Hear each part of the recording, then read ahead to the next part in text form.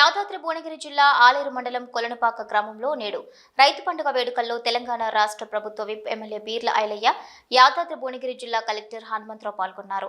ఈ రైతు పండుగ వేడుకల్లో కొలనుపాక చౌరస్తా నుండి ట్రాక్టర్లో రైతులు కలిసి కలెక్టర్ హనుమంతరావు గారికి పక్కన కూర్చోబెట్టుకుని స్వయంగా ట్రాక్టర్ నడుపుతూ రైతు వేదిక వద్దకు ఎమ్మెల్యే బీర్ల ఐలయ్య వెళ్లారు. ఈ సందర్భంగా రైతు వేదికలో సమావేశం నిర్వహించి రైతులను ఉద్దేశించి ప్రభుత్వం అందిస్తున్న పథకాలను గురించి చర్చిస్తూ రైతుల అభిప్రాయాలు సేకరించారు. అనంతరం మహబూబ్ నగర్ లో జరిగిన తెలంగాణ ముఖ్యమంత్రి రేవంత్ రెడ్డి గారు పాల్గొన్న రైతు పండుగ బహిరంగ సభలో పాల్గొని రేవంత్ రెడ్డి మాట్లాడిన అంశాలను వీక్షించారు.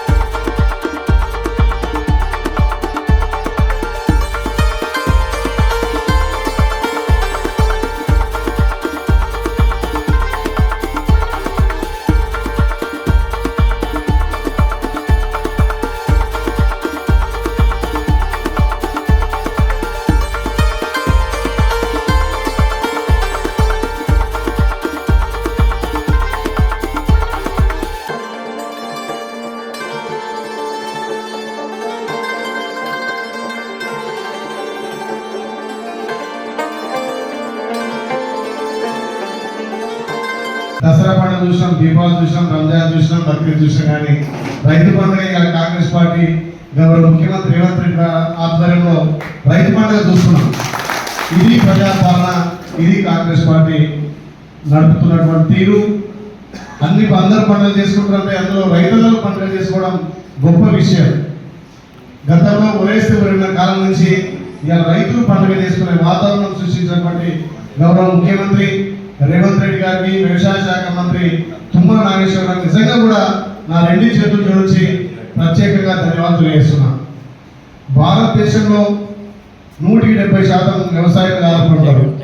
తెలంగాణలో కూడా వ్యవసాయం ఆధారితంగా జీవించే ప్రాంతం. అలాంటిది గత 10 ఏళ్లకు ఈ 11 నెలల పాలన చూస్తే వ్యవసాయ రంగంలో గణనీయంగా అభివృద్ధి చెందింది.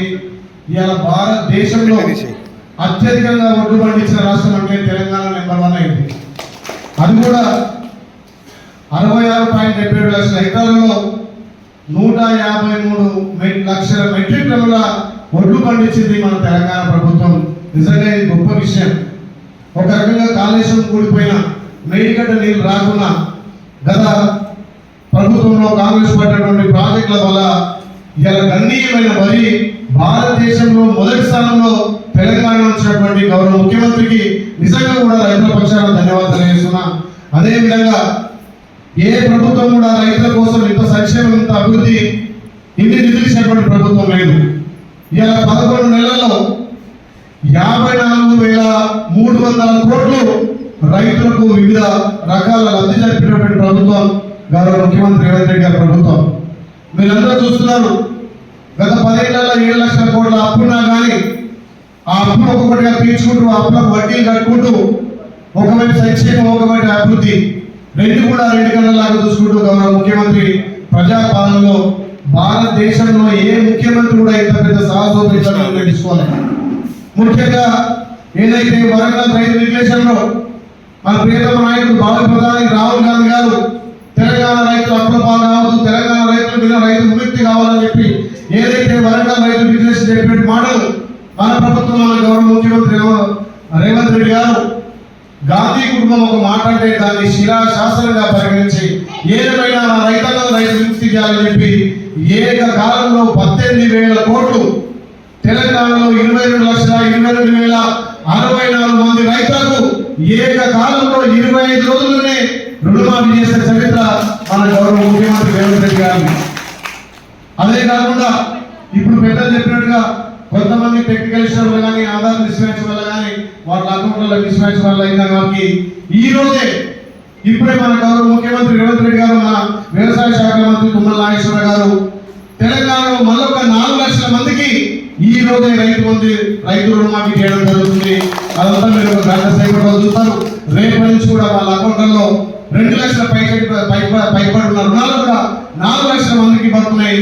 అదేవిధంగా మన ఆన్లైన్ నియోజకవర్గంలో కూడా సుమారు 311,690 మంది రైతులకు రుణమాఫీ కాబోతుంది. ఇది గొప్ప చరిత్ర, ఇది రైతు పండుగ. భారతదేశంలో ఏ రాష్ట్ర ముఖ్యమంత్రి కూడా రైతుల కింద పెద్దపీట వేయలే. మన గౌరవ ముఖ్యమంత్రి రైతు బిడ్డగా, రైతు కష్టాలు చూసే వ్యక్తిగా ఏదైతే ఎలక్షన్ల కోసం మనకు మాట ఇచ్చి రైతులకు అన్నిగా రాకుండా రైతు వ్యవసాయం దండగాన వాళ్లకు రైతు పండుగ చేస్తూ ఇస్తున్నటువంటి మన గౌరవ ముఖ్యమంత్రి నిర్ణయం ఈ రోజు మనం రైతు పండుగ జరుపుకున్నాం. కాబట్టి నిజంగా కూడా రైతు రాజైతేనే అందరూ మనం ఇంత పట్టణం నిండా కాబట్టి ఆ రైతు పండుగ వాళ్ళకి ఎంతో ఉపయోగపడుతుంది. అదే కాకుండా రైతుల కోసం రైతు భరోసా కింద 7,620 కోట్లు వేసినాం. చాలా మంది అందరూ అన్న మనం రైతు భరోసా ఇస్తారు కదని ఇస్తున్నాం. కానీ మనం వచ్చిన సంవత్సరంలోనే వచ్చిన మొదలే 7,620 కోట్లు వేసి ఒక రకంగా చూస్తే చాలా మంది రైతులు వాళ్ళకు కొండలకు, గుట్టలకు, వాగులకు, రియల్ ఎస్టేట్ వెంచర్లకు ఆ భూమి ఫ్లాట్ అయిపోతుంది. మళ్ళీ భూమి యజమానులకు రైతు బంధు వస్తుంది. మన గౌరవ ముఖ్యమంత్రి ఆలోచన చేసిండు, నిజమైన రైతుకు లబ్ధి కావాలి, ఈ ప్రభుత్వ పథకాలు నిజమైన రైతులకు రైతు అభివృద్ధి కోసం ఉండాలని చెప్పి వచ్చే నెల నుంచి మన రైతు ఖాతాలో తప్పకుండా రైతు భరోసా నిజమైన రైతు చేస్తారని చెప్పి మాటిస్తూ మనం కూడా ఒక దఫ 7,620 కోట్లు వేసినాం.